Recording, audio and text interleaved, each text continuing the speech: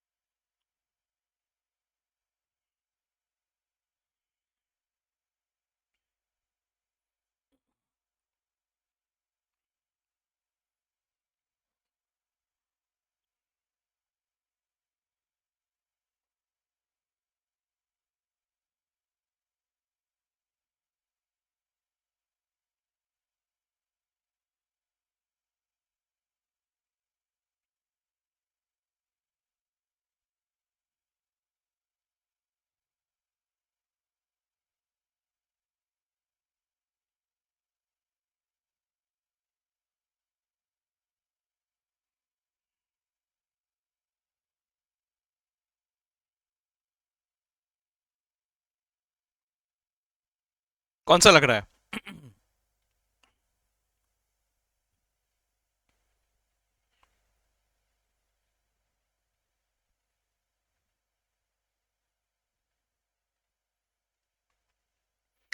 मैं मान के चल रहा हूं कि आप लोग ये तो समझ गए कि एफ मतलब फिक्स्ड कॉस्ट, पी मतलब प्रॉफिट, एस मतलब सेल्स, वीसी यानी वेरिएबल कॉस्ट, है ना।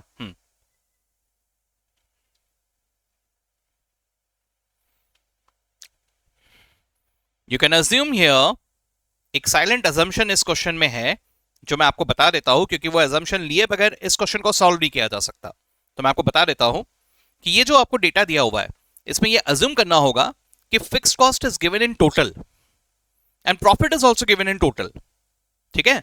but the sales and the variable cost is given in per unit terms, क्योंकि that's how that remains constant. So sales and variable cost is not in total.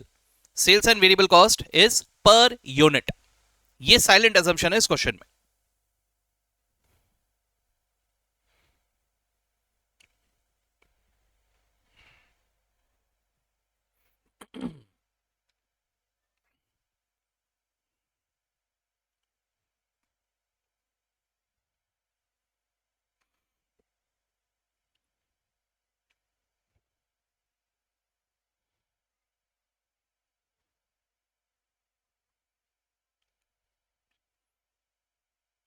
आया कोई answer? Option A. Okay,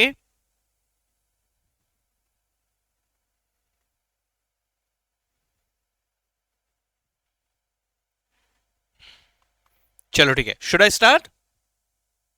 चलो देखते हैं. हम लोग अगर options को स्टडी करके देखें तो फिक्स्ड कॉस्ट प्लस प्रॉफिट ऐसा दिया दिख रहा है, फिक्स्ड कॉस्ट माइनस प्रॉफिट भी दिख रहा है, प्रॉफिट माइनस फिक्स्ड कॉस्ट भी दिख रहा है. अब सबसे पहली बात, फिक्स्ड कॉस्ट वो जो सेकंड वाला टी है उसमें प्रॉफिट सबसे एंड में हम लोग लिखा करते थे. कुछ याद आ रहा है आपको? देखो मैं यहां पे अगर आपको बताऊं तो जैसे मैं यहां पर जब भी कंफ्यूज होऊंगा मैं ऐसे लिख लूंगा, है ना? ओके. जैसे मान लो मैंने 100 का सेल किया, 60 का वेरिएबल कॉस्ट है, 40 का कंट्रीब्यूशन है. 40 के कंट्रीब्यूशन में से सपोज 20 का फिक्स कॉस्ट है, नहीं 20 नहीं, कुछ अलग लेते हैं, 30 का फिक्स कॉस्ट है, तो 10 का प्रॉफिट है. मैं ऐसे एजम्पशन ले रहा हूं, अभी उस क्वेश्चन को सॉल्व नहीं कर रहा हूं मैं. हाँ, तो ध्यान से देखना, अगर मान के चलो मुझे कंट्रीब्यूशन तक पहुंचना है तो मैं फिक्स कॉस्ट प्लस प्रॉफिट करूंगा. करेक्ट? इन दोनों का टोटल इज कंट्रीब्यूशन. राइट? अब मुझे यहां पे अलग अलग जगह अलग अलग बातें कहे हुए हैं. जैसे फॉर एग्जांपल, सर अगर मैं फिक्स्ड कॉस्ट में से प्रॉफिट माइनस करता हूं, यानी मैं 30 में से 10 माइनस करता हूं, तो मुझे क्या मिलता है? मुझे कुछ तो भी मिलता है. It is not something logical, है ना? तो सर ये फिक्स कॉस्ट माइनस प्रॉफिट वाला ऑप्शन तो बिल्कुल ही गलत है, क्योंकि I won't be getting anything यार.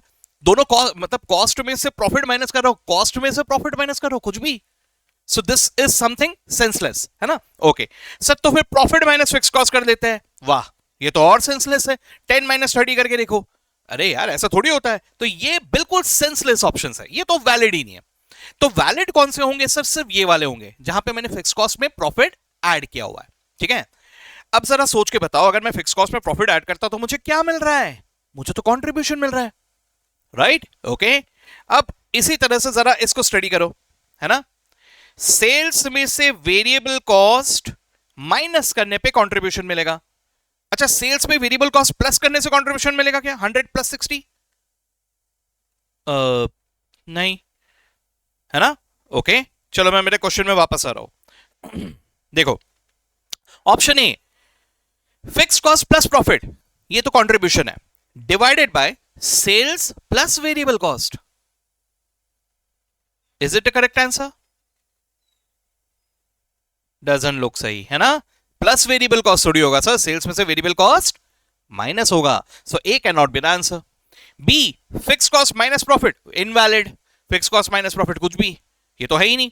तीसरा फिक्स कॉस्ट प्लस प्रॉफिट, हाँ ये कंट्रीब्यूशन है, divided by sales minus variable cost. जरा ध्यान से, fix cost plus profit is the total contribution, divided by sales minus variable cost is the contribution per unit. तो इससे when you divide total cost total contribution by the contribution per unit, you get the number of units to be sold. ठीक है? तो ये सही लग रहा है, लेकिन डी भी देख लेते हैं, प्रॉफिट माइनस फिक्स कॉस्ट, ये तो है ही नहीं valid. So the correct answer has to be option C here. ठीक है? यहां पे सपोर्ट के फॉर्म में मैं चाहता हूं कि आप लोग अपने फॉर्मूला लिस्ट पे वापस आओ. ठीक है? फॉर्मूला लिस्ट में ये जो लास्ट वाला फॉर्मूला हमने देखा था, है ना? जरा देखो वहां पे क्या लिखा था हमने. Sales in units is profit plus fix cost divided by what? The contribution per unit. So this question was based on this formula. बस फर्क सिर्फ इतना है कि ये फॉर्मूला इतने रेडीली आपको देने की जगह थोड़ा घुमा के दिया.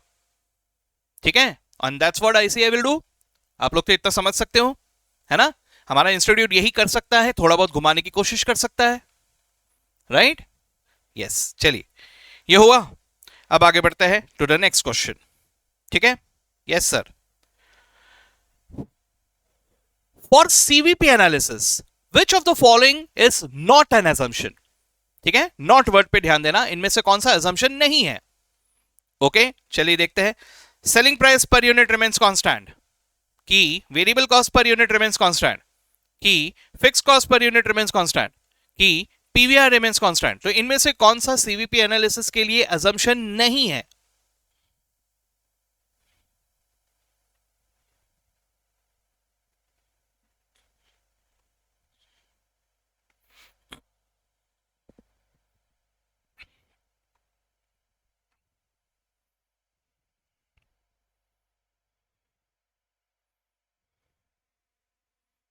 चलो ठीक है.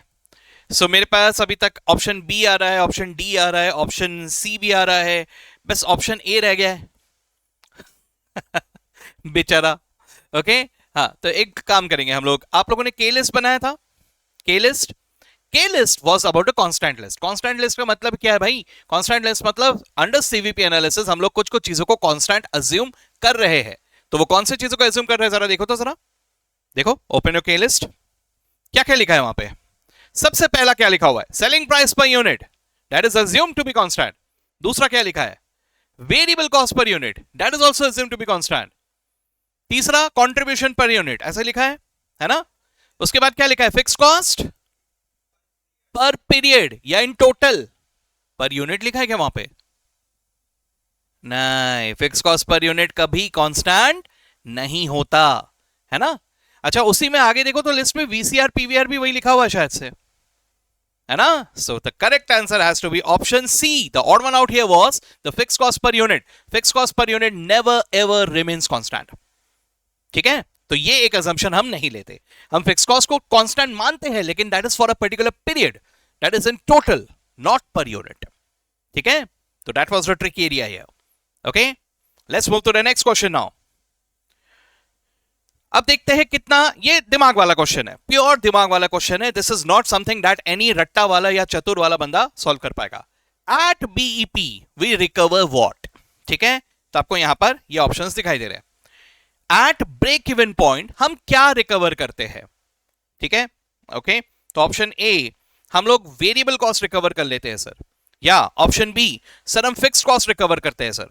या ऑप्शन सी, सर हम वेरिएबल और फिक्स कॉस्ट दोनों रिकवर करते हैं सर. या ऑप्शन डी, वेरिएबल भी नहीं फिक्स कॉस्ट भी नहीं, दोनों ही कॉस्ट रिकवर नहीं होते. कौन सा सही है?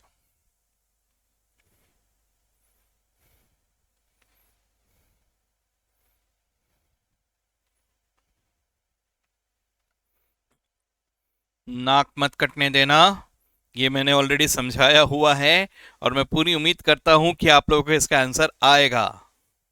ठीक है,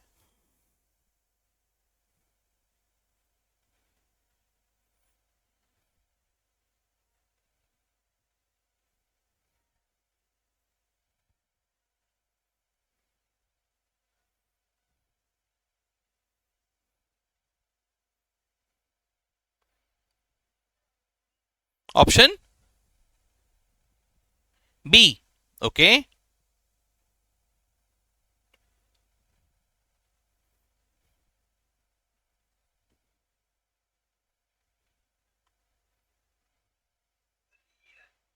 बी, ऑप्शन बी. ओके, चलिए जरा हम लोग इसके बारे में जरा एनालाइज करके देखते हैं जरा, है ना? चलो, तो हम लोग ना थोड़ा सोचते हैं, थोड़ा सोचते हैं. चलो देखो, आ, मान लो कि मेरा जो सेलिंग प्राइस पर यूनिट है, ठीक है, हम लोग पूरा कैलकुलेशन करके देखते हैं. एक एग्जांपल लेता हूं मैं. I am just framing in front of you. The selling price per unit is 50, variable cost per unit is 40. यानी कंट्रीब्यूशन पर यूनिट आपको पता चल जाएगा. Contribution per unit has to be 10, right? अब सपोज इसके साथ साथ मैंने आपको ये बता दिया कि सर जो फिक्स्ड कॉस्ट है ना, वो फिक्स्ड कॉस्ट है सपोज 20,000. ठीक है, for a month, per month fix cost is 20,000 per month. ठीक है, तो भाई आप लोग ब्रेक इवन पॉइंट निकाल लोगे. फिर break even point it has to be 20,000 जो रिकवर करना है, डिवाइडेड बाय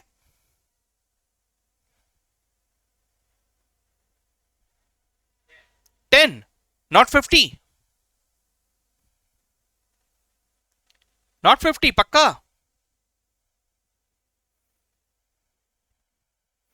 सर फॉर्मूला तो यही कहता है कि 10 लेंगे। आप ही ने तो बोला है sir fix cost divided by contribution per unit. जी हां बिल्कुल, मैंने fix cost divided by contribution per unit ही कहा है। मैंने fix cost divided by selling price per unit तो कभी भी नहीं कहा है ना। तो सर आप इसे डिवाइड कर रहे हो बाय 10, और ये 10 कहां से आया? After deducting 40 from 50, correct. तो सर जी जरा समझो, इस ब्रेक इवन पॉइंट को कैलकुलेट करने के लिए जिस 10 का आपने सहारा लिया है, that 10 is already after deducting the variable cost. तो वेरिएबल कॉस्ट रिकवर होने के बाद जो बचा उसको यूज किया जा रहा है to recover the fixed cost. So बात को समझो, क्या ब्रेक इवन पॉइंट में मैं सिर्फ फिक्स्ड कॉस्ट रिकवर कर रहा हूं, कि अगर मैंने यहां पे 10 का बेस लिया है तो मैंने वेरिएबल कॉस्ट को भी रिकवर किया? को समझ में आ रहा है क्या हो रहा है?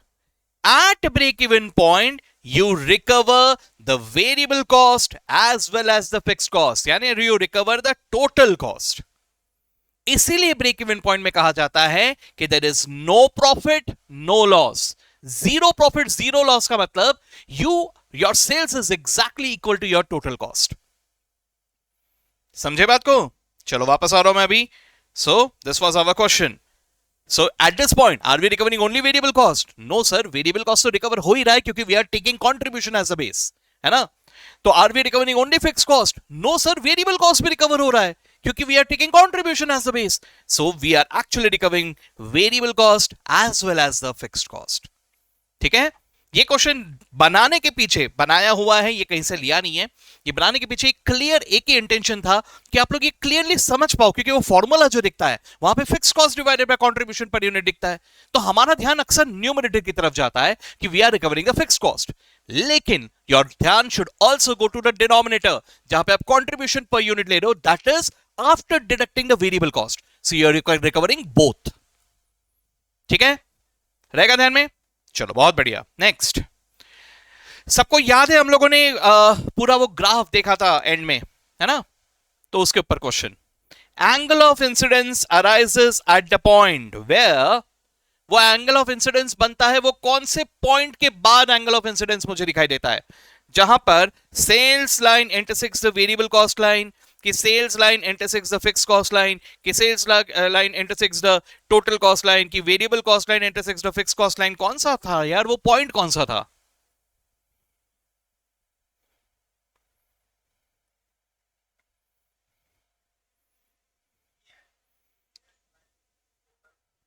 सी, sales line intersects the total cost line, sure, कि fix cost?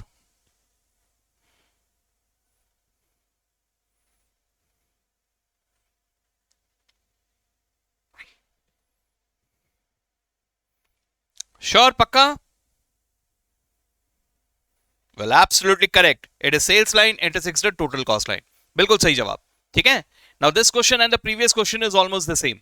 Angle of incidence वहीं पे आता है जहां पे ब्रेक इवन पॉइंट अराइज होता है। तो बेसिकली ये वही है कि यहां पर हम टोटल कॉस्ट को रिकवर कर रहे हैं, not just merely the fixed cost. ठीक है, और इसका आंसर आप ग्राफ को देख के भी बिल्कुल लोकेट कर सकते हो। ग्राफ में देखो वो कहां आ रहा है वो एंगल ऑफ इंसिडेंस, तो उससे भी आपको आंसर पता चल जाएगा। ठीक है, लेकिन आत्मनिर्भर बनने की कोशिश करो दोस्तों। यहां पर ऐसा किसी चीज को देख के ही मुझे रिकलेक्ट होगा ऐसा मत करना। It is a logical subject, logical subject में दिमाग में लॉजिक लाओ। और अगर ट्रस्ट मी, अगर दिमाग में लॉजिक एक बार बैठ गया ना, तो आप भले ही रिवाइज ना करो, आपको बहुत इजीली चीजें आ जाएंगे। ठीक है, चलो वन लास्ट क्वेश्चन, ये तो आसान है। Variable cost divided bye VCR मुझे क्या बताएगा?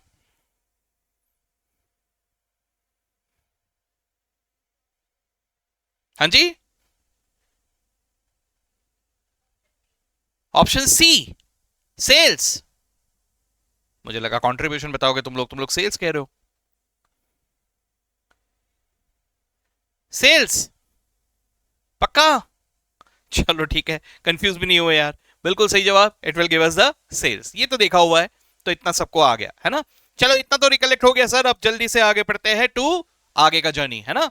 तो सर अब तक हम लोगों ने क्या क्या देख लिया? हम लोगों ने सीवीपी का एक बेस समझ लिया कि हम लोग क्या करते हैं सर, हम लोगों ने यहाँ पे मार्जिनल कॉस्टिंग में शुरुआती में क्या किया कि सर हम जो कॉस्ट होता है उसमें भेदभाव करते हैं कि कितना फिक्स कॉस्ट है और कितना वेरिएबल कॉस्ट है। बस ये डिफरेंशिएट अगर मैंने कर दिया तो इसकी मदद से I will be able to take the accurate decision and that too really very very fast.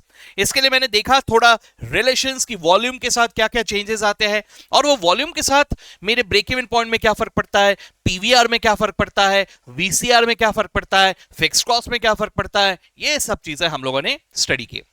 Correct? Okay, तो आज हम लोग इसी जर्नी को थोड़ा और आगे ले जाएंगे, लेकिन उससे पहले आपको ब्रेक इवन पॉइंट का एक और रूप बता देता हूं। ठीक है, तो जरा समझने की कोशिश करो। देखो सर, जब मैं सेल्स करता हूं, this is basically the actual sales. ठीक है, तो एक्चुअल सेल्स जैसे मैंने कहा आपको 50,000 यूनिट्स मैंने बेचा, 50,000 यूनिट्स मैंने बेचा। ठीक है, देखो अभी अभी हम लोगों ने पीछे एक एग्जांपल लिया हुआ था जहां पे हमारा ब्रेक इवन पॉइंट आ रहा था कितना, ये देखो तो कितना आ रहा था, ब्रेक इवन पॉइंट वाज 2000, है ना, 2000 यूनिट्स, है ना। चलो let me take it as 5000, चलो 5000 ले लेते हैं। 5000 यूनिट्स हम लोगों ने सेल किए। ठीक है, अब देखो जरा समझने की कोशिश करो, हमने यहां पर जो कैलकुलेशन किया था उसके मुताबिक मेरा break even point was 2000 units.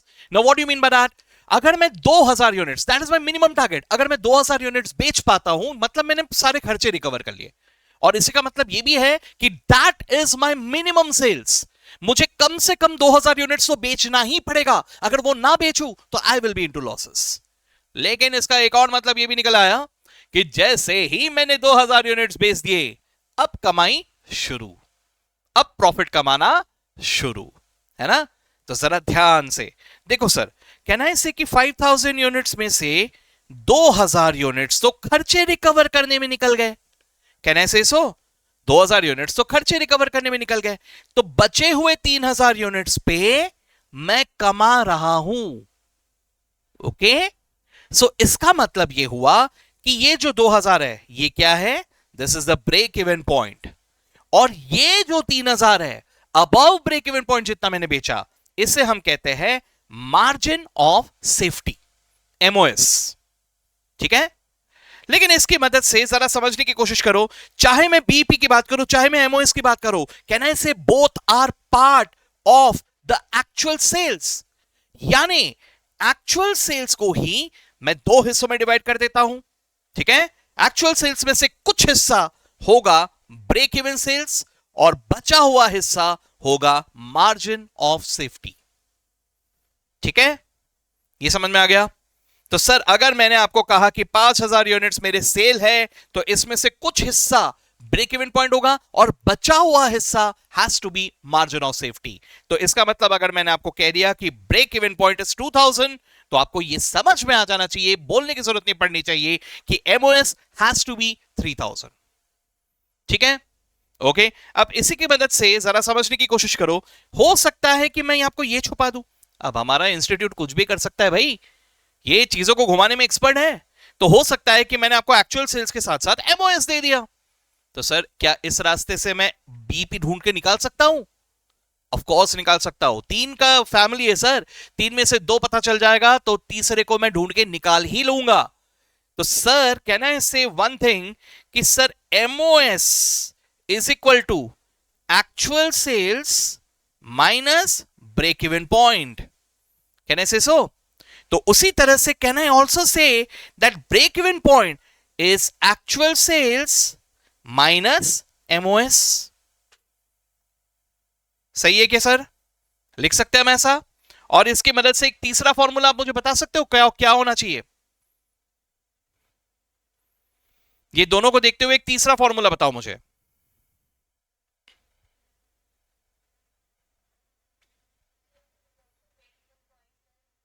Absolutely correct, actual sales is equal to break even point plus MOS, है ना। 3 नए फॉर्मूला है, लिख दो एफ लिस्ट में, जाओ एफ लिस्ट में, फॉर्मूला लिस्ट में, वहां पे लिख दो।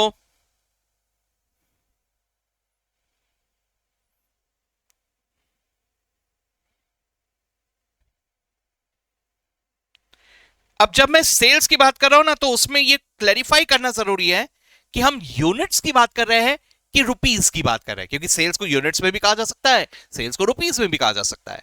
तो आपने यहां पे ये स्पेसिफाई करना है, जब आप एमओएस इन यूनिट्स निकाल रहे हो तो you should take the sales also in units and break even point also in units, है ना। 25, 26 दो और फॉर्मूले, one is BEP in units that has to be equal to actual sales in units minus MOS in units, और उसी तरह से actual sales in units has to be equal to break even point in units plus MOS in units.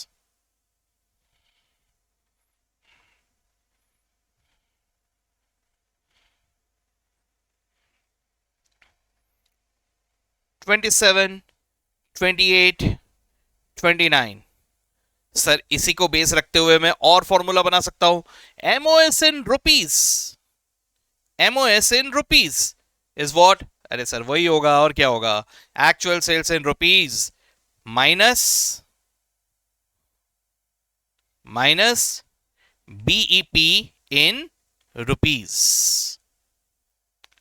तो इसी तरह से if I want to get the BP in rupees that should be equal to actual sales in rupees minus MOS in rupees, और इसी तरह से if I want to get the actual sales in rupees that will B equal to BP in rupees plus MOS in rupees.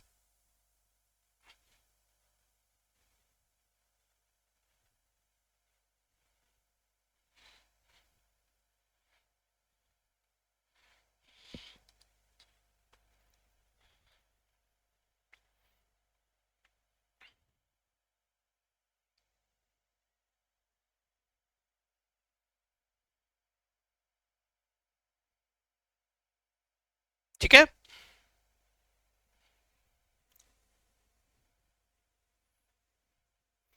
Now, will they ask us a straight question on these formulas? नहीं रे बाबा, ऐसे straight questions नहीं पूछेंगे.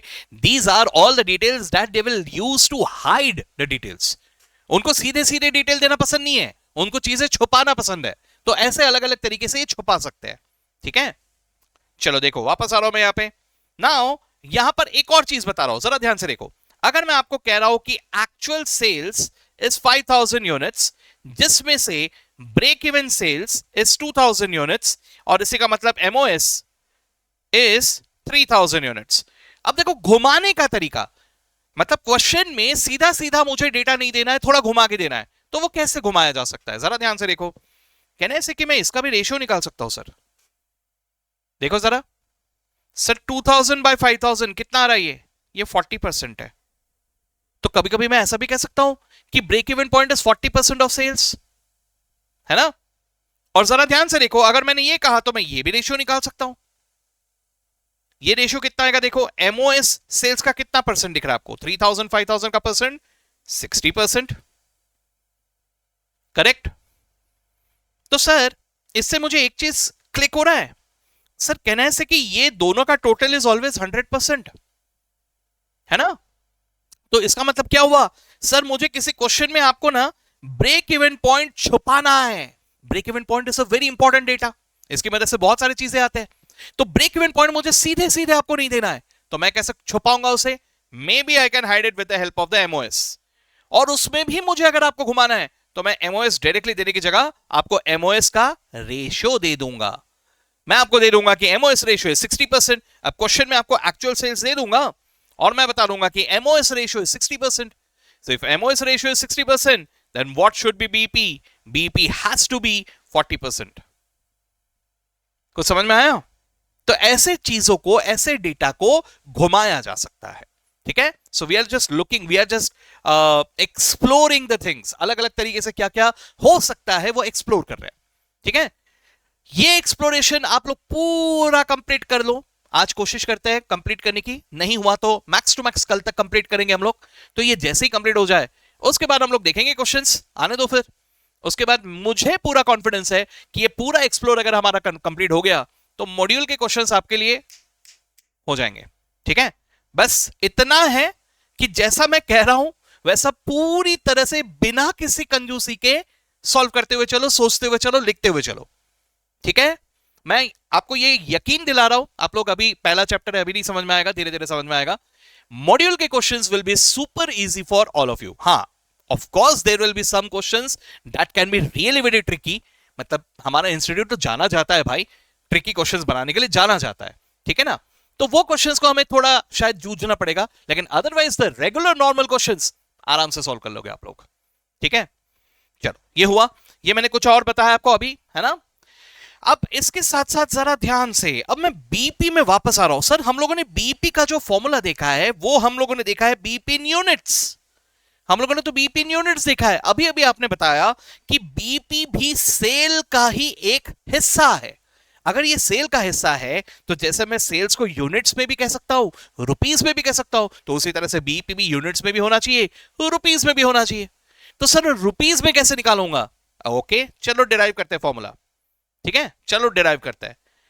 यहां पे मैंने लिखा sales, ये लिखा वेरिएबल कॉस्ट, ये लिखा मैंने कंट्रीब्यूशन। ओके, यहां मैंने लिखा कंट्रीब्यूशन, यहां मैंने लिखा फिक्स कॉस्ट, यहां मैंने लिखा प्रॉफिट। ठीक है, ओके चलिए। तो सर जैसे मान के चलो मैं पहले कुछ डेटा ले लेता हूं, है ना। हम लोगों ने सेल किया है 5000 यूनिट्स। ठीक है, हम लोगों ने सेल किए 5000 यूनिट्स और हमने सेल किए at rate 50 per unit, at rate 50। ठीक है, can you help me with the amount?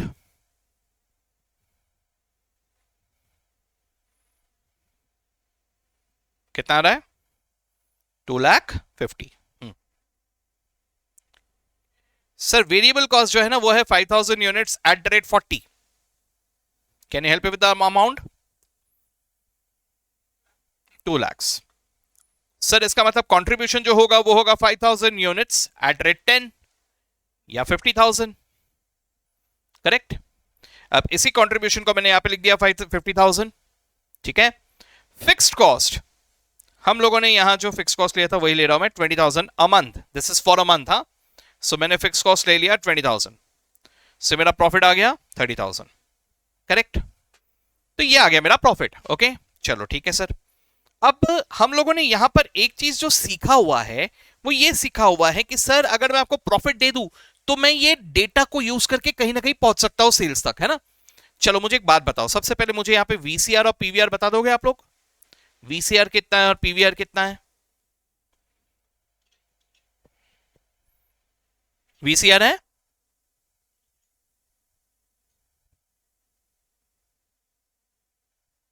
बोलो बोलो, अरे शर्मा मत। वीसीआर इज 80% और पीवीआर 20%, 80 एंड 20 पक्का? Yes sir of course. 2 lakh divided by 2,50,000 या 40 divided by 50, that is what is VCR 80% and PVR hence 20%। चलो यहां तक तो आ गए सर आप लोग। अब हम लोगों ने क्या देखा था कि अगर मान के चलो मैं आपको यहां पे प्रॉफिट का अमाउंट चेंज करके दे देता हूं और मैं बोलता हूं कि ये प्रॉफिट कमाने के लिए कितना सेल करना है, तो ये आप लोग ढूंढ के निकाल दोगे, राइट। चलो मुझे एक बात बताओ, अब मैं अगर आपको यहां पे ये बता देता हूं कि सर मुझे ना प्रॉफिट कमाना है 40,000, मुझे ना 40,000 का प्रॉफिट कमाना है सर। ओके चलिए ठीक है, 40,000 का प्रॉफिट अगर कमाना है तो कॉन्ट्रीब्यूशन 50,000 से तो काम होगा नहीं, है ना। तो ये 50,000 मैंने यहां पे हटा दिया। जाहिर से बात है 40,000 का प्रॉफिट कमाने यानी ज्यादा यूनिट्स बेचने पड़ेंगे। अगर ज्यादा यूनिट्स बेचने पड़ेंगे तो कहने से कि मेरा सेल्स भी चेंज हो जाएगा, आई मीन वेरिएबल कॉस्ट भी चेंज हो जाएगा, सेल्स भी चेंज हो जाएगा। करेक्ट। देखो मैंने क्या क्या चीजें हाइड कर दी अभी आपके सामने से, ऑलमोस्ट सब कुछ, लेकिन कुछ चीजों को वैसा ही रखा। क्या चीजों को वैसे ही रखा? The ones that we assume that they remain constant. ध्यान से देखना, मैंने 50 को वहां पे रखा है, उसको नहीं मिटाया। Selling price per unit remains constant. मैंने 40 को वहां पे वैसे ही रखा है, उसे नहीं मिटाया। Variable cost per unit remains constant. Contribution per unit को भी मैंने वैसे ही रखा हुआ है। फिक्स्ड कॉस्ट इन टोटल वैसे ही रखा हुआ है। जरा ध्यान से देखो, these are my assumptions that I am taking these as constant. Correct. तो मैंने इतना ही रखा है। अब आपको मुझे बताना है कि मुझे कितना सेल करना पड़ेगा सर। देखो यार 40,000 कमाना है और मुझे मालूम है कि फिक्स कॉस्ट है 20,000, तो मुझे कितना कंट्रीब्यूशन कमाना पड़ेगा? स्टेप बाय स्टेप चलते हैं। कितना कंट्रीब्यूशन कमाना पड़ेगा? 60,000, राइट? तो 60,000 का अगर मुझे कंट्रीब्यूशन कमाना है, सर मुझे पता है हर एक यूनिट पे 10 रुपए का कंट्रीब्यूशन है, हर एक यूनिट पे 10 रुपए का कंट्रीब्यूशन है, यानी मुझे कितने यूनिट्स बेचने पड़ेंगे?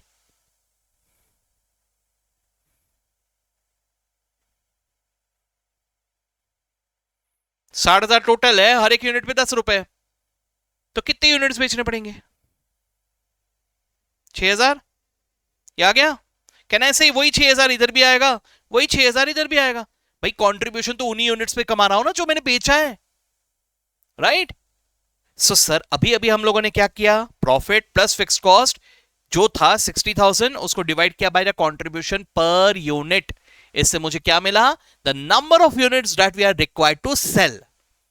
ये हमने पढ़ा हुआ है, I hope you remember this, है ना? ओके अब इसी तरह से सर मैं अगर डायरेक्टली ये अमाउंट तक पहुंचना चाहता हूं, सेल्स के अमाउंट तक, तो जरा याद करने की कोशिश करो, contribution divided by PVR gives me the sales. कुछ याद आ रहा है? तो सर यही 60,000 को मैं डिवाइडेड बाय 20% करूंगा तो मुझे डायरेक्टली ये सेल्स मिल जाएगा। करके देखो एक बार, ये आंसर और ये आंसर मैच होगा।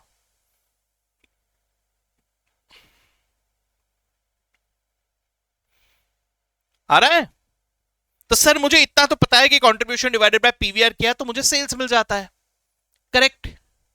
ओके सर, अब जरा ध्यान से सुनना मेरी बात को, ठीक है? मैं फिर से कुछ चीजों को मिटाने जा रहा हूं। मैं उम्मीद करता हूं यहां तक सबको समझ में आ गया। हाँ चलो मैं एक और देता हूं, पहले एक एग्जांपल, उसके बाद आगे बढ़ता हूं, ठीक है? पहले ये यूनिट्स को मैं मिटा देता हूं यहां से, ये यूनिट्स को मिटा दिया, कंट्रीब्यूशन को भी मिटा दिया, ठीक है? प्रॉफिट को भी मिटा दिया। मुझे सब लोग अभी बताओ कि सर अगर मुझे ना 90,000 रुपए का प्रॉफिट कमाना है, I want to earn a profit of 90,000, tell me how many units I need to sell and at the same time what will be the amount of sales that is required. Calculate करके बताओ सब लोग।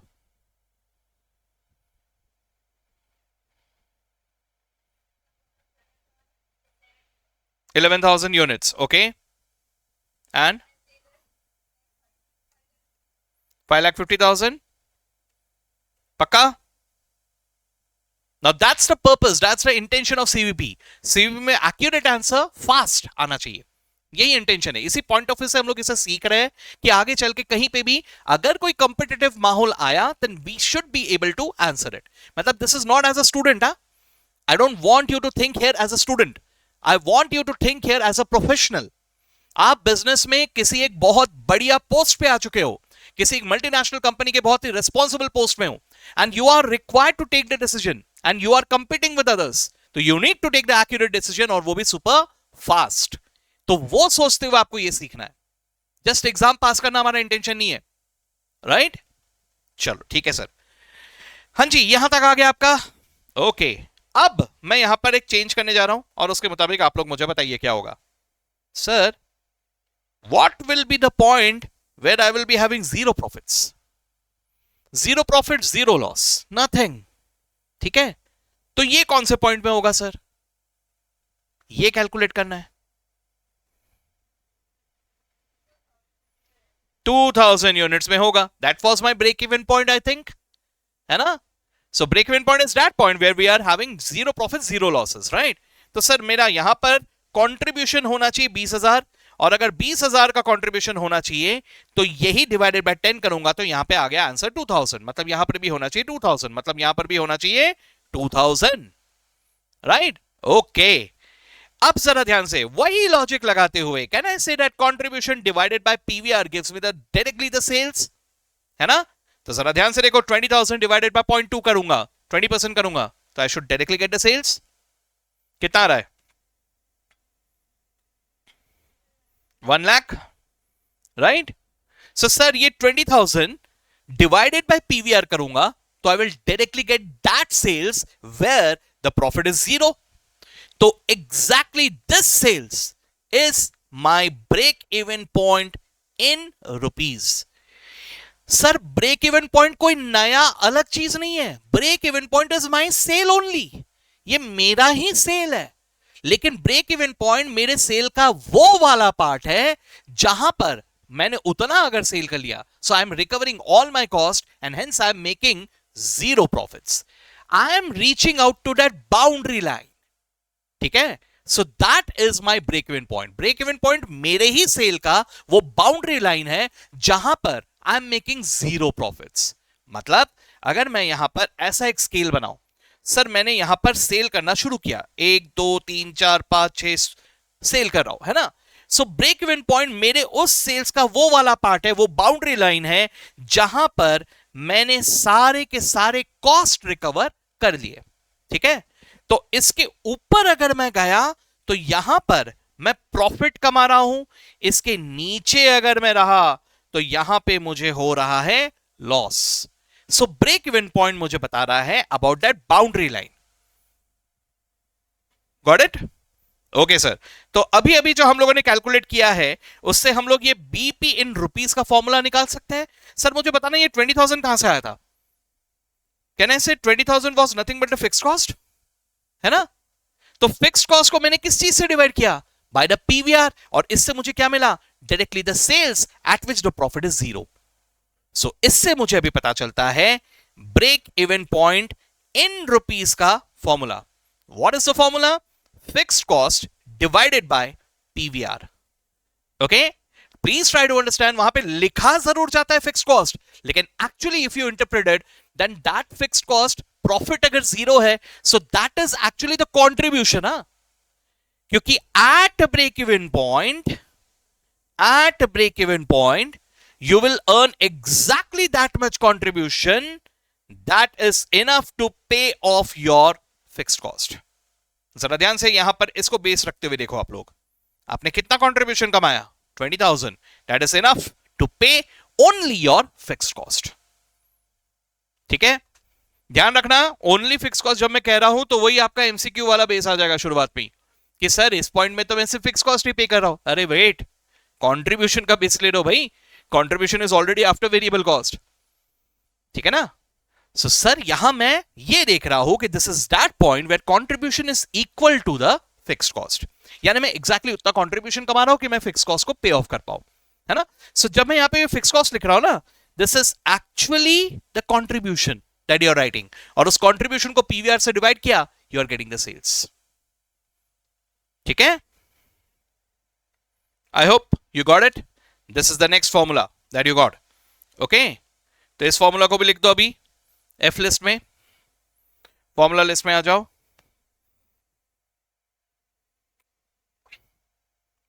Number 30, BEP in rupees is equal to fixed cost divided by PVR.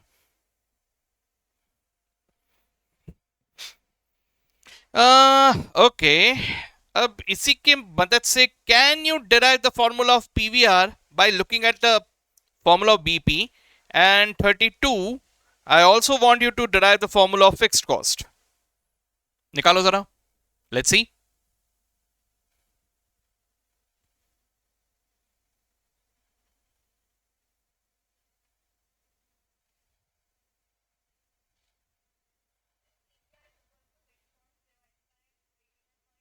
Fixed cost divided by BP. It's incomplete, huh? You should say there, specify there BP in rupees, क्योंकि BP units में भी हो सकता है ना. हाँ ठीक है. एंड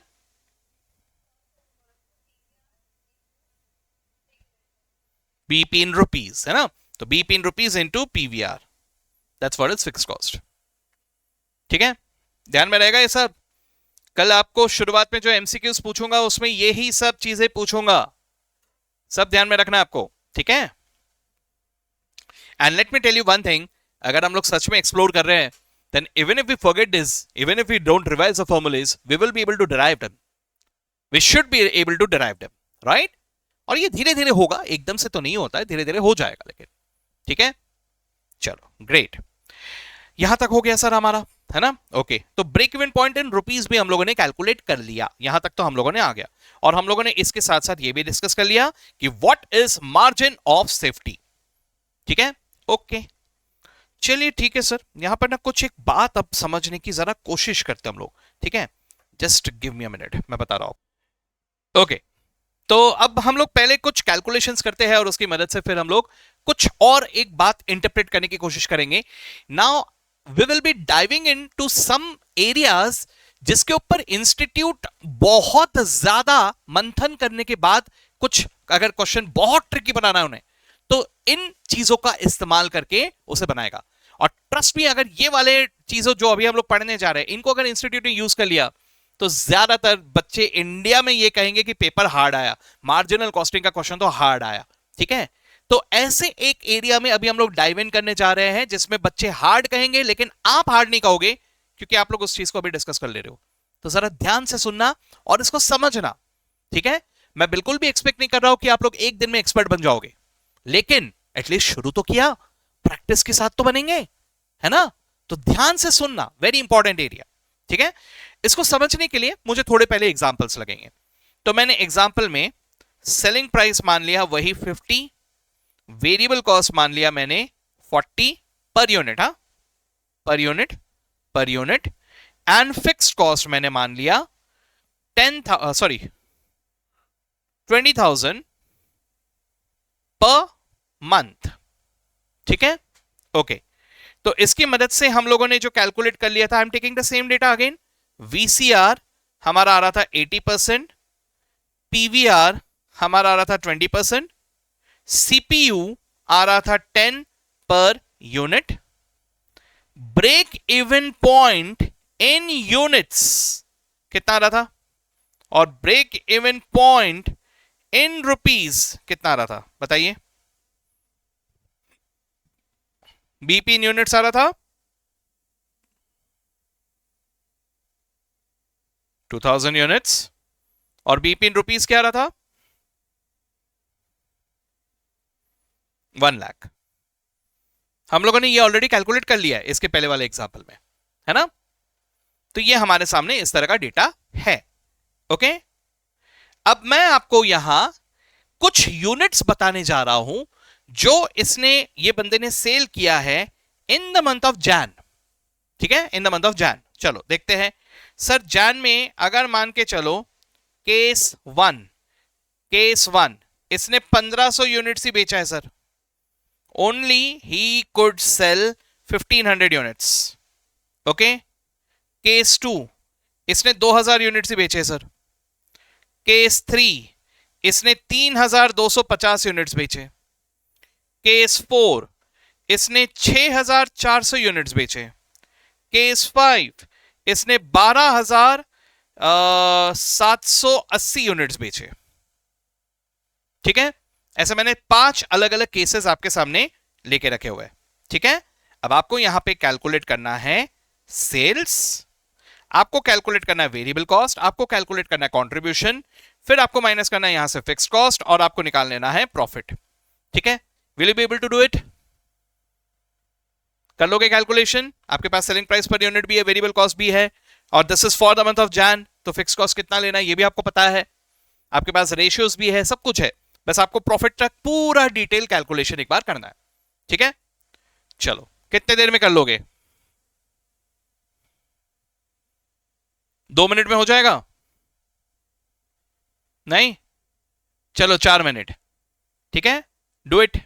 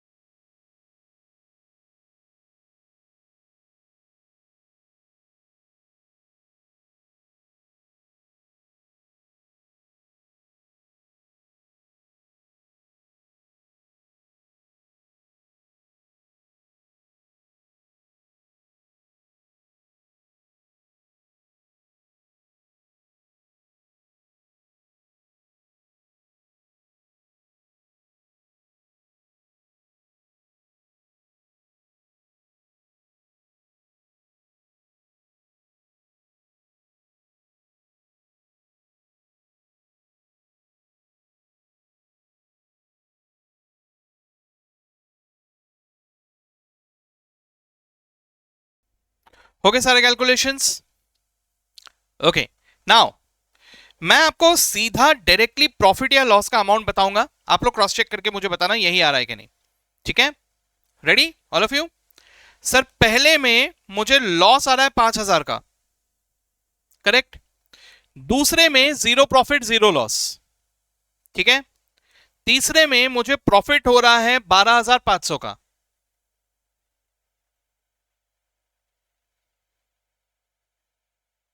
सही है कि नहीं? तीसरे में प्रॉफिट 12,500 नहीं आया? अच्छा, तीसरे का प्रॉफिट क्या आ रहा है? चलिए मुझे सेल्स बताइए पहले, सेल्स क्या आ रहा है?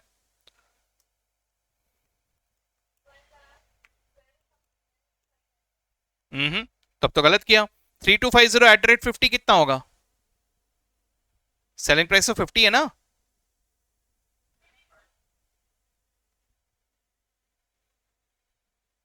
क्या लिया सेलिंग प्राइस?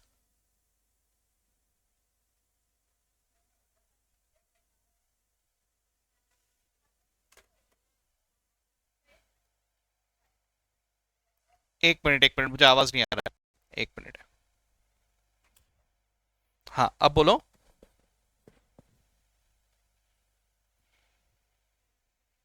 हाँ हाँ। ओ ओ ओ ओ ओ, हाँ मेरा हैंडराइटिंग भी थोड़ा अजीब है ना।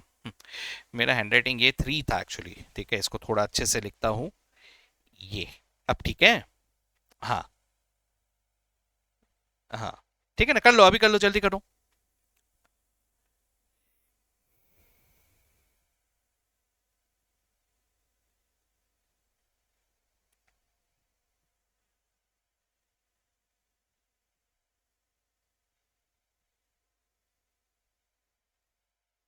और वैसे भी अगर तुमने 250 भी 2250 अगर ले लिया होता वहां पे, तो फिर तुम्हारा प्रॉफिट आना चाहिए था 2500, सही है? Yes sir. अच्छा अब यहां पर अगला जो मैं देख रहा हूं, उसमें सर मेरा प्रॉफिट आएगा 44,000 आया नेक्स्ट इसमें। देन लास्ट वाला जो केस था, उसमें आपका प्रॉफिट आ रहा है 107,800, है ना? ओके सर, आपने पक्का अलग से जब हमको सॉल्व करने दे रहे थे, आपने भी कहीं तो भी कैलकुलेट करके रखा होगा? नहीं, मैंने कोई कैलकुलेशन नहीं किया, मैंने सिर्फ सीवीपी एनालिसिस का, ब्रेक इवन एनालिसिस का एक छोटा सा ट्रिक यूज किया, और उससे मुझे ये सारे कैलकुलेशन की जरूरत ही नहीं है, I can directly jump to the profit, ठीक है? सर ऐसा कौन सा ट्रिक यूज किया कि आपको डायरेक्टली प्रॉफिट मिल गया without even calculating variable cost, contribution और फिक्स कॉस्ट, कुछ देखे बगैर? कैसे मिल सकता है? बहुत आसान है, ध्यान से देखो। सबसे पहली बात याद रखना, हमारे लिए बहुत अहमियत रखता है कंट्रीब्यूशन, हमारे लिए बहुत ज्यादा अहमियत रखता है कंट्रीब्यूशन। आप कमाते कंट्रीब्यूशन से हो, ठीक है? Try to understand. जब आप कोई एक प्रोडक्ट, कोई एक पर्टिकुलर प्रोडक्ट, ठीक है, ये प्रोडक्ट है सपोज, इसको आप बना के बेच रहे हो, तो सर अगर बेच रहे हो 50 में, तो बेचने से पहले आपको इसको बनाना पड़ा ना, बनाने के लिए 40 लग गया आपको। तो सर 40 में बना के अगर मैं 50 में बेच रहा हूं, तो मेरे जेब में सबसे पहली बात तो 50 आ ही नहीं रहे, मेरे जेब में आ रहे 10, ठीक है? ये बात हमें समझना होगा। अगर हम ये सोच के चल रहे हैं कि मेरे जेब में पूरे सेलिंग प्राइस आ रहे हैं, नहीं, अगर मैंने 40 खर्च करके 50 में बेचा, तो सर सबसे पहले तो वो 40 वापस आए, रिकवर हुए, और जेब में जो बचा वो सिर्फ एक्स्ट्रा व्हाट आई वांट वही बचा। तो what is left with me is only contribution, ठीक है? तो सर मेरे कमाई का जरिया है कंट्रीब्यूशन, ठीक है? Okay sir. अब कंट्रीब्यूशन से अगर मैं कमा रहा हूं, तो जरा ध्यान से देखो, कंट्रीब्यूशन जो मेरे कमा रहा हूं, ये 10, एक यूनिट पे 10, 2 यूनिट पे 20, 3 यूनिट पे 30, 4 यूनिट पे 40 एंड सो ऑन, ऐसा जमा होता जा रहा है। ये जो कंट्रीब्यूशन जमा हो रहा है, ये भी अब यूटिलाइज होगा टू पे द फिक्स कॉस्ट, ठीक है? समझ रहे हो बात को? पहले कंट्रीब्यूशन पे फोकस किया, फिर कंट्रीब्यूशन से मैं क्या पे कर रहा हूं? पहले फिक्स्ड कॉस्ट, लेकिन fixed cost is a constant amount, ये अच्छी बात है ना? तो जैसे ही वो ब्रेक इवन पॉइंट आ गया, ब्रेक इवन पॉइंट पे I have earned enough contribution that I am able to pay off my fixed cost. तो सर जैसे ही ब्रेक इवन पॉइंट क्रॉस हुआ ना, इस पॉइंट पे यहां पर जो भी कंट्रीब्यूशन मैं कमा रहा हूं, that is going towards my profit. और इसके नीचे अगर हूं, बाय एनी चांस अगर मैं ब्रेक इवन पॉइंट नहीं पहुंच पाया, तो जितना भी शॉर्टफॉल हो रहा है, जितना भी कंट्रीब्यूशन में नहीं कमा पाया, that's what is my loss. ठीक है, तो जरा ध्यान से देखो, मैं इस ब्रेक इवन पॉइंट को यूज करने वाला हूं in this question. In this question, the break-even point was 2000 units. Can I say so? Break-even point was 2000 units, है ना?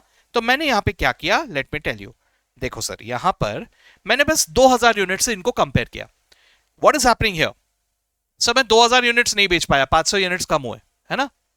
तो मैंने यहां पर अब इस पे ध्यान दिया, माई कॉन्ट्रीब्यूशन पर यूनिट, है ना?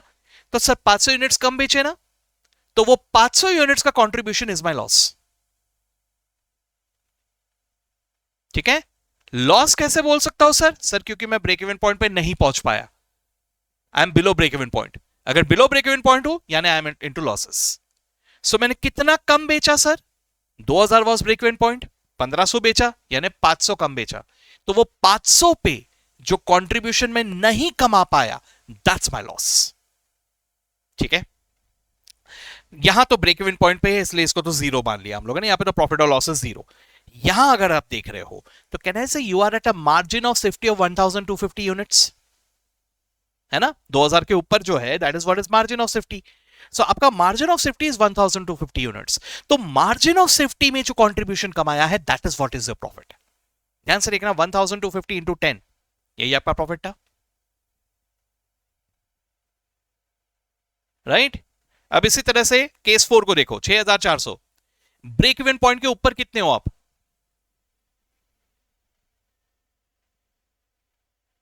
4400। तो आपका मार्जिन ऑफ सेफ्टी इज 4400।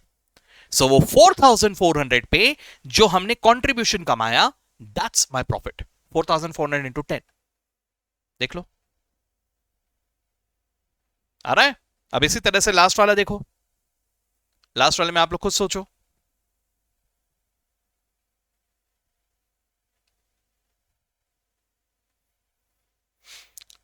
कुछ आ गया?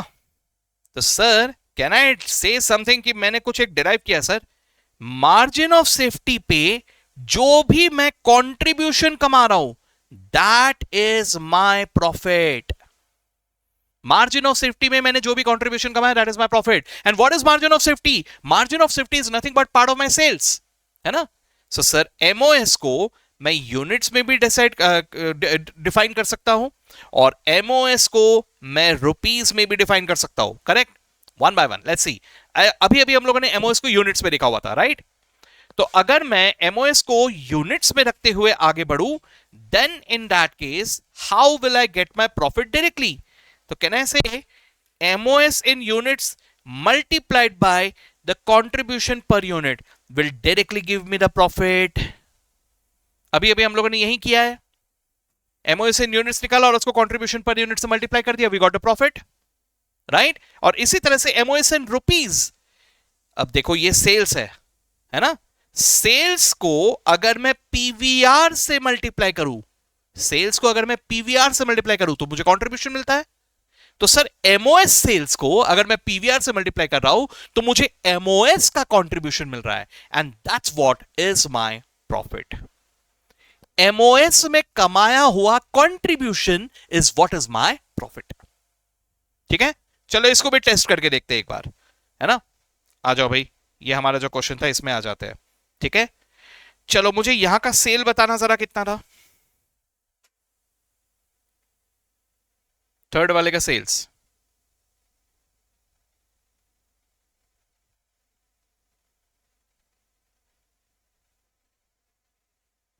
12 लाख,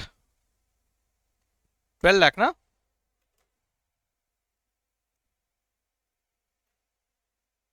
अच्छा 1,62,000, सॉरी, हाँ 1,62,500। ओके, हाँ जी। यहां का भी सेल बता दो जरा।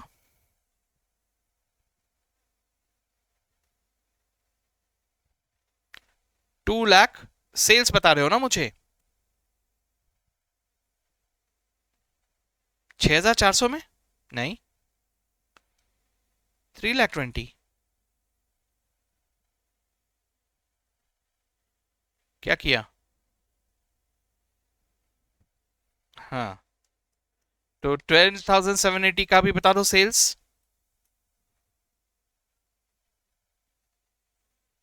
इस बार सेल्स ही है ना? ओके, चलो सेल्स आ गया। ओके, मेरा पीवीआर मुझे पता है, देखो 20% था ना PVR. I know my PVR. Okay, चलो एक काम करते हैं। सबसे पहले ना एक बार कैलकुलेटर ले लो और कैलकुलेटर में मेरे साथ कैलकुलेशन करना, ठीक है? Break even point was 1 lakh in rupees. हाँ, break even point was 1 lakh.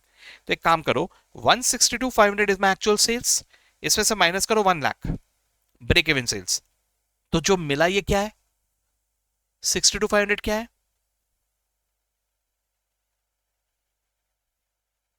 क्या किया, कुछ समझा? 162,500 एक्चुअल सेल्स, वैसे मैंने ब्रेक इवन सेल्स माइनस कर दिया, क्या मिला? प्रॉफिट मिला। आपने 162,500 आपके एक्चुअल सेल्स में से ब्रेक इवन सेल्स माइनस किया, so sales minus sales is profit. What you are calculating? Actual sales minus break even sales. MOS, actual sales minus break even sales is what?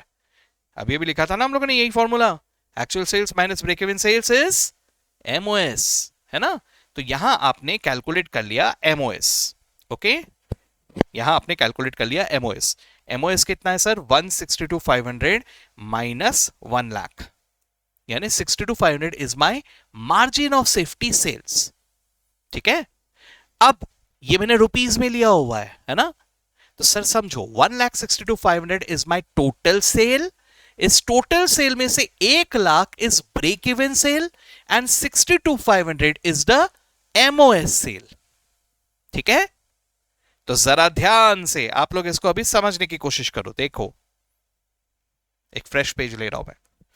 आपका total sales is 162,500। आपने शुरू किया zero से, ये है आपका cell, है ना? ओके, और आपका जो ब्रेक इवन पॉइंट था वो था 1 लाख, है ना? तो ये जो डिफरेंस है, this is what? This is MOS, right? तो एमओएस में तक कितना पता चला आपको? 62,500, राइट? तो all of you understand here, break even point पे जो भी मैंने कंट्रीब्यूशन कमाया वो जा रहा है towards the payment of fixed cost. देखो 1 लाख का 20% कितना आ रहा है? 20,000। तो ब्रेक इवन पॉइंट तक जो भी कंट्रीब्यूशन कमाया वो फिक्स कॉस्ट पे करने के लिए जा रहा है।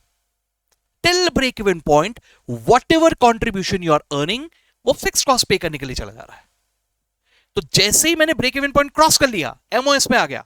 अब इस एमओएस पे मैंने जो प्रॉफिट कमाया 20% कॉन्ट्रीब्यूशन, एमओएस पे मैंने जो कॉन्ट्रीब्यूशन कमाया, नॉट प्रॉफिट, एमओएस पे जो मैंने कॉन्ट्रीब्यूशन कमाया, दैट्स माई प्रॉफिट।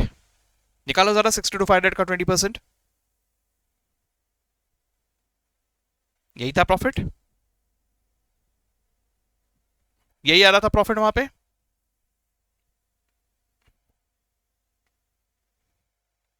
है ना? चलो अभी नेक्स्ट केस में आ जाते हैं। नेक्स्ट केस में आपका सेल्स है 3,20,000, है ना? चलो ठीक है, ये है 3,20,000। ओके, चलो अभी जरा देखते हैं। ब्रेक इवन पॉइंट उतना ही है, ब्रेक इवन पॉइंट अभी भी 1 लाख ही है, ब्रेक इवन पॉइंट चेंज नहीं होता सर, है ना? सो अगर ब्रेक इवन पॉइंट 1 लाख है तो ब्रेक इवन पॉइंट 1 लाख तक 20% तो 20,000 मुझे फिक्स कॉस्ट पे करने में निकल गया। What is my MOS now?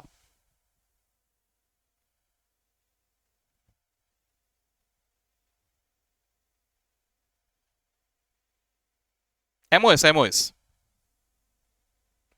MOS कितना है जरा देखो। MOS is break even sales के ऊपर कितना सेल कमाया हम लोगों ने, ब्रेक इवन सेल्स के ऊपर कितना सेल्स है? 2,20,000, दिस इज माई एमओएस, है ना? तो एमओएस में कमाया हुआ contribution will directly give me my profit. इतना ही आ रहा था प्रॉफिट, देखो वहां पे।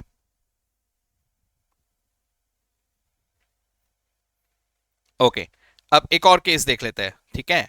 और एक केस में अभी आ जाओ, देखो सर अभी लास्ट वाला जो केस था वहां पे हमारा सेल था 6,39,000, राइट। चलो मैं लिख लेता हूं यहाँ पे 6,39,000। सर मेरा ब्रेक इवन पॉइंट 1 लाख ही है, लेकिन मैंने सेल किया है 6,39,000। Can you tell me what is the MOS? 5,39,000, right. तो टोटल मैंने 6,39,000 का सेल किया है, जिसमें से पहले 1 लाख रुपए का जो मैंने सेल किया है वो तो सिर्फ फिक्स कॉस्ट पे करने के लिए निकल जा रहे सर। तो उसके ऊपर जो मैंने 5,39,000 का सेल किया है, वहां जो मैं कंट्रीब्यूशन कमा रहा हूं, दैट्स माई प्रॉफिट। तो 5,39,000 का 20% जरा निकाल के देखो क्या आ रहा है। और वही आपका प्रॉफिट आ रहा था, चेक करो। Got it? तो सर इससे हम लोगों ने कुछ फॉर्मूलेस डिराइव किए, जिसको अब हम लिख लेते हैं हमारे फॉर्मूले लिस्ट में। आ जाओ फॉर्मूले लिस्ट में, ठीक है। Number 33, write down there. तो आ जाओ, अब यहां पे लिख देते हैं हम लोग।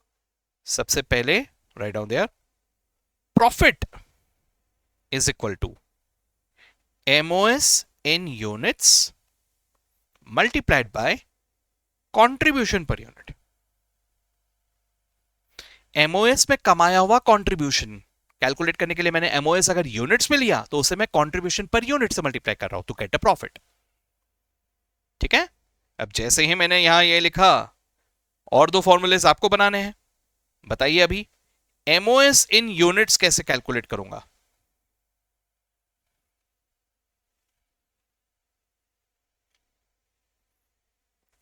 Profit divided by contribution per unit. और इसी तरह से अगर मुझे कंट्रीब्यूशन पर यूनिट का फॉर्मूला बनाना है, कैसे निकालूंगा?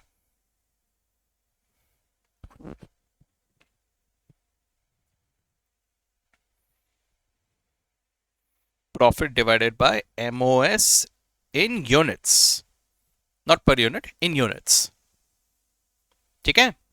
नाउ ये जो अभी अभी जो मैंने फॉर्मूला आपको यूज किया है, ऐसे वाले फॉर्मूले किसी किसी किसी किताब में नहीं लिखा रहता।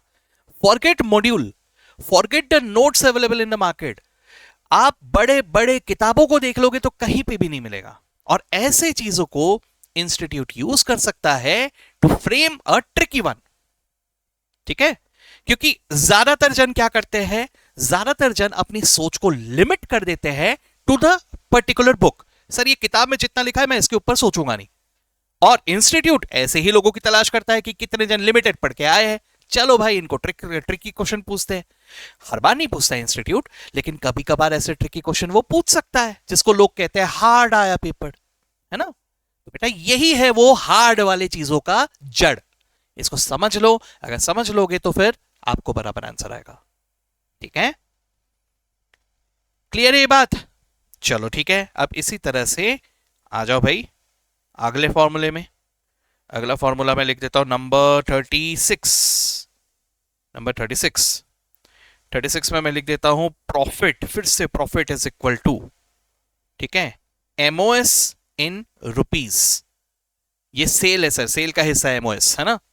तो अगर मैंने इसे रुपीज में लिया तो इसको मल्टीप्लाई करूंगा विद पीवीआर।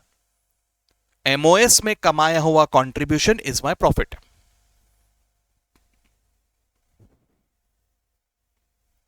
और हेंस इसकी मदद से मैं दो और फॉर्मूले निकालूंगा।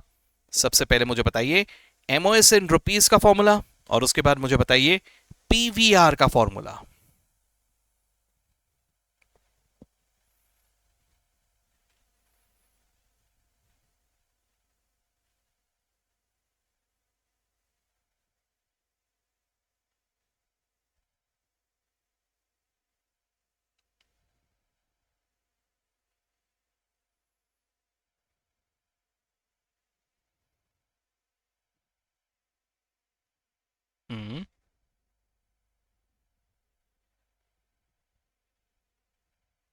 यस,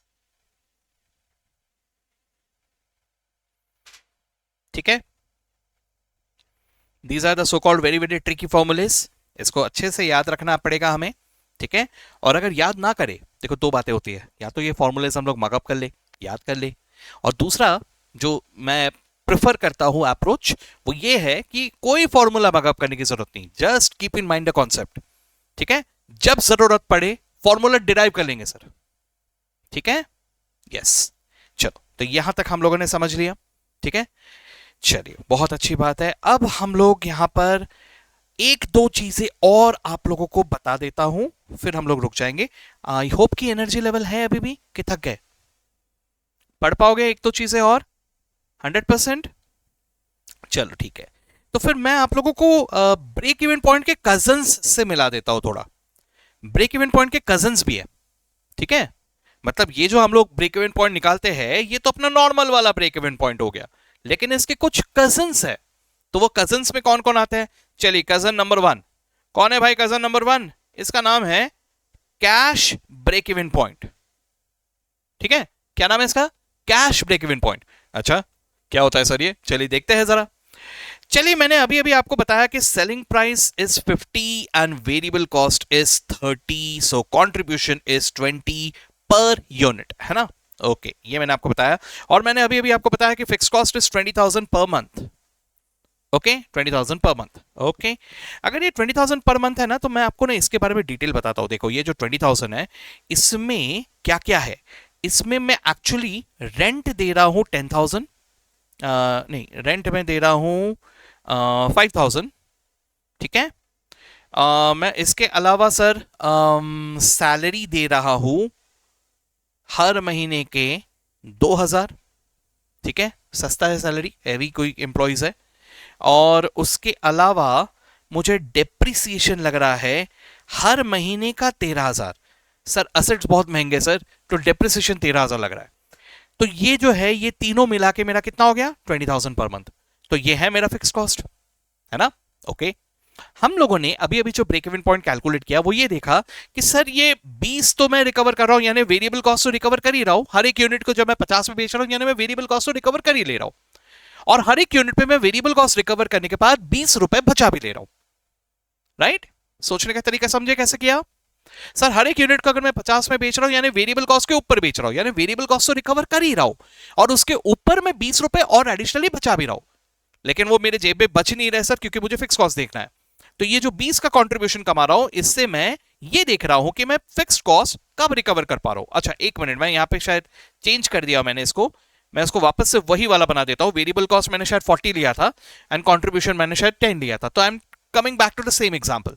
ठीक है, तो इसकी मदद से हम लोगों ने देखा था कि हमें कम से कम 2,000 यूनिट्स तो बेचने ही पड़ेंगे if I want to recover all my fix cost. ठीक है, ओके सर। लेकिन जरा समझने की कोशिश करो, आप लोगों को आज से कुछ साल पहले पता है लॉकडाउन लग गया था। लॉकडाउन लग गया था, लॉकडाउन लग गया था तो बहुत मुश्किल हो गई थी sir. There was a point when लोगों को अपना बिजनेस बंद करना पड़ा। They were unable to go to the shop, they were unable to sell, है ना? और चलो ऑनलाइन थोड़ा बहुत वो लोग सेल कर रहे हैं, या कुछ डेली नेसेसिटीज जैसे वेजिटेबल्स या फूड ग्रेन्स, ऐसे चीजें बराबर बिक रहे थे। ठीक है, सैनिटाइजर बिक रहा था, लेकिन हर चीज नहीं बिक रहा था sir. There were an number of business जो पूरी तरह से लॉक्ड, बंद, है ना सर? ऐसे सिचुएशन में there were a lot of business जो परमानेंटली खत्म हो गए, बंद हो गए टोटली। और कुछ बिजनेस ऐसे भी थे जो सरवाइव कर गए। ओके सर, कहने से कि ऐसे सिचुएशन आ सकते हैं when it is not about earning, it is about survival.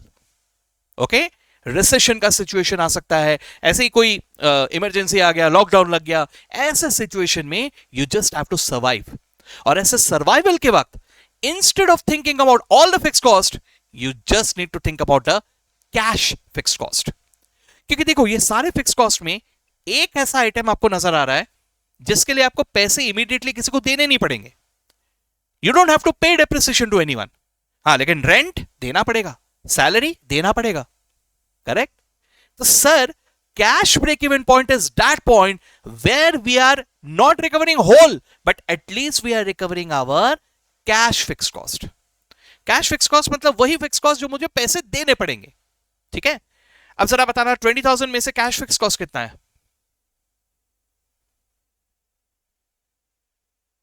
Only 7,000, है ना? तो सर, अब मेरा जो ब्रेक इवन पॉइंट का फॉर्मूला था ना, नॉर्मल ब्रेक इवन पॉइंट में I was taking all the fix cost divided by contribution per unit, है ना? तो कैश फिक्स कॉस्ट में क्या हो जाएगा? When I am calculating cash fix cost, I will take care only the cash fix cost, cash break even point, sorry cash break even point जब मैं निकाल रहा हूं, I will take in the numerator only the cash fix cost. यानी यहां पर change क्या हो जाएगा? Instead of taking 20, I will take here only 7,000। तो वो 7,000 रिकवर करने के लिए at the rate 10 of contribution मुझे मिनिमम कितना बेचना पड़ेगा? 700। So this 700 is my cash break even point. कहने का मतलब क्या हुआ कि कम से कम 700 अगर मैंने सेल कर दिया ना, तो चलो यार लाज बच जाएगी, कम से कम कैश फिक्स कॉस्ट तो पे कर ही देंगे। हाँ, आई एग्री कि आई विल बी इनटू लॉसेस, क्योंकि डेप्रिसिएशन अभी भी मेरा रिकवर नहीं हुआ, लेकिन एटलीस्ट जो मेरे दरवाजे पे पैसे मांगने आएंगे उनको तो भी मैं पैसे दे पाऊंगा। समझे बात को? So this is that point, cash break even point. तो cash break even point is below the normal break even point and that is required minimum to survive. यानी 700 यूनिट्स तो मुझे सर्वाइवल के लिए लगेंगे, इससे कम बेचा तो मैं तो सर्वाइव ही नहीं करूंगा। कुछ समझ में आया क्या हुआ? सर तो मैंने 2000 units is my overall break even point, 2000 units cross करूंगा तो मैं कमाना शुरू करूंगा, लेकिन 2000 के भी नीचे इस cash break even point, at least 700 units अगर मैं बेच पाया तो कम से कम मैं पैसे देने के हालत में रहूंगा, बस इतना ही है। आई विल बी इनटू लॉसेस, लेकिन मैं सबके पैसे दे पाऊंगा, मैं वो सैलरी दे पाऊंगा अपने एम्प्लॉय को, मैं लैंडलॉर्ड को रेंट दे पाऊंगा, इतने हालत में रहूंगा। ठीक है? सो यहां पे फाइनल कंक्लूजन अगर आपको मैं बताऊं, तो सर ये मेरा ब्रेक इवन पॉइंट अगर है तो कैश ब्रेक इवन पॉइंट इधर कहीं तो भी आएगा, इसके नीचे। So when you cross your break even point, you will be having profits. ठीक है? प्रॉफिट्स का मतलब कौन सा profit sir? Sir books of accounts के मुताबिक भी you will be having profit, book profits. You will also be having cash profits, पैसा भी होगा आपके पास। ठीक है? अब अगर आप इसके नीचे हो सपोज, सो सर इसका मतलब आपके बुक्स ऑफ अकाउंट्स के मुताबिक भी यू आर इनटू लॉसेस और पैसा भी सफिशिएंट नहीं है सर, जो देना है ना पैसा उतना भी नहीं कमाया आपने, you are into cash losses. And suppose आप इस बीच में हो, इस बीच में अगर हो तो इसका मतलब सर बुक्स ऑफ अकाउंट्स के मुताबिक तो यू आर इनटू लॉसेस क्योंकि आपने ब्रेक इवन पॉइंट क्रॉस नहीं किया, लेकिन you definitely have cash with you. So इसका मतलब ये पॉइंट में you will be having at least cash with you. अगर cash break even point cross कर लिया तो एटलीस्ट आपके पास पैसा होगा। ठीक है? हाथ में पैसा होगा, अब भले ही वो डेप्रिसिएशन वाला पैसा है लेकिन हाथ में होगा मेरे, है ना? सर्वाइव कर जाओगे। अब आपको अगर प्रॉफिट भी कमाना है तो आपको ब्रेक इवन पॉइंट क्रॉस होना जरूरी है। सो this is the bare minimum target. ये तो वेंटिलेटर वाला पॉइंट हो गया, ठीक है ना? तो ये क्रॉस करोगे तो पैसा रहेगा, लेकिन फिर भी लॉस में ही रहोगे, और इसको क्रॉस कर दिया तो पैसा भी होगा, लॉस प्रॉफिट भी होगा आपको। ये समझ में आया क्या हुआ? This is what is cash break even point. ध्यान में रहेगा? चलो फॉर्मूला लिस्ट में इसको भी लिख लेते हैं। Go to your formula list, write down there cash break even point is equal to, formula list में लिखो cash break even point is equal to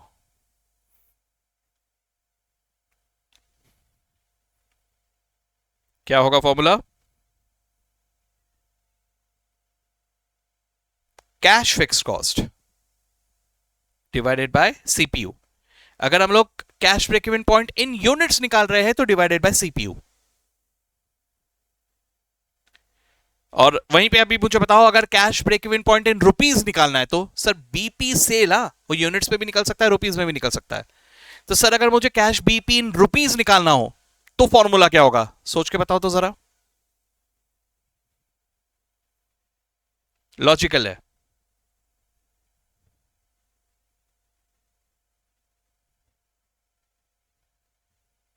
आपने cash break even point in units का आंसर लिखा है, formula लिखा है fix cost divided by contribution per unit. अब आपको cash break even point in rupees निकालने के लिखा है। You can take the help of break even point का फॉर्मूला, उससे क्लिक हो जाएगा।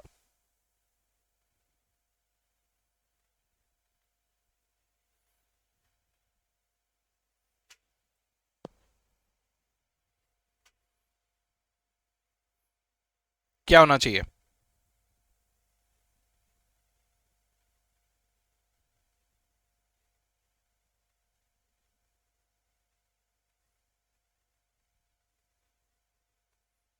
Late me tell you, changes only in numerator, बाकी सब सेम।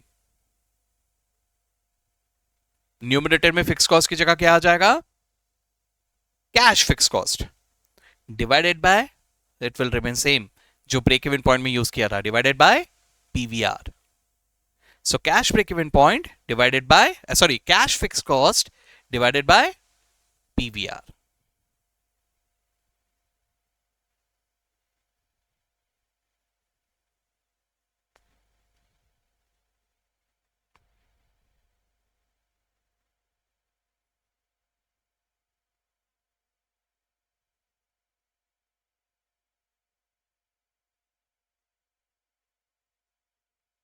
ठीक है, एक छोटा सा होमवर्क दूं, छोटा सा होमवर्क। आपने अभी अभी 2 फॉर्मूले लिखे हैं, इनको देखते हुए और 4 फॉर्मूलेस बनाने हैं आपको, बना लोगे? फॉर्मूला लिस्ट में वो 4 आप ऐड कर लो, ठीक है। और आज हम लोगों ने जो कुछ भी पढ़ा, इन सब चीजों को एक बार अच्छे से रिवाइज करो, क्योंकि कल की क्लास में मैं इनसे रिलेटेड कुछ क्वेश्चंस टेकअप करूंगा, ठीक है। एकदम से क्वेश्चंस में नहीं जा रहा हूं, क्योंकि हमें थोड़ा इन फॉर्मूलेस को डाइजेस्ट करने में वक्त लगता है। So I want all of you to take out time for costing, और थोड़ा बहुत यहां पे इन सारे फॉर्मूलेस को एक बार रिवाइज करो। जो भी हम लोगों ने अभी डिस्कस किया, इन सब चीजों को एक बार अच्छे से रिवाइज करो, ठीक है। एक बार रिकलेक्ट करो, फॉर्मूलेस को अच्छी तरह से अपने दिमाग में स्टोर करो। एक बार वो हो गया तो उसके बाद हम लोग क्वेश्चंस को अटैक करेंगे, ठीक है। तो कल का जो हमारा दिन होगा, हम लोग इतने ही चीजों को और स्ट्रॉन्ग बनाने की कोशिश करेंगे with the help of some more questions, ठीक है। और उसके बाद अगर टाइम परमिट करता है तो हम लोग उसके आगे बढ़ेंगे to learn some new things, ठीक है। वैसे इसके कजन्स में एक कॉस्ट ब्रेक इवन पॉइंट भी आता है और एक कंपोजिट ब्रेक इवन पॉइंट भी आता है, ठीक है। अब ये सब क्या है देखेंगे धीरे धीरे, ठीक है। So I hope you learn something today. मजा आया? मार्जिनल कॉस्टिंग इंटरेस्टिंग है? यस, चलो तो आज रुकते हैं, ठीक है। एक साथ बहुत ज्यादा दिमाग लगाने का कार्यक्रम नहीं करेंगे हम लोग, धीरे धीरे हौले हौले करेंगे, है ना। लेकिन please use the time to revise the things, okay? Let's stop for today. See you all tomorrow.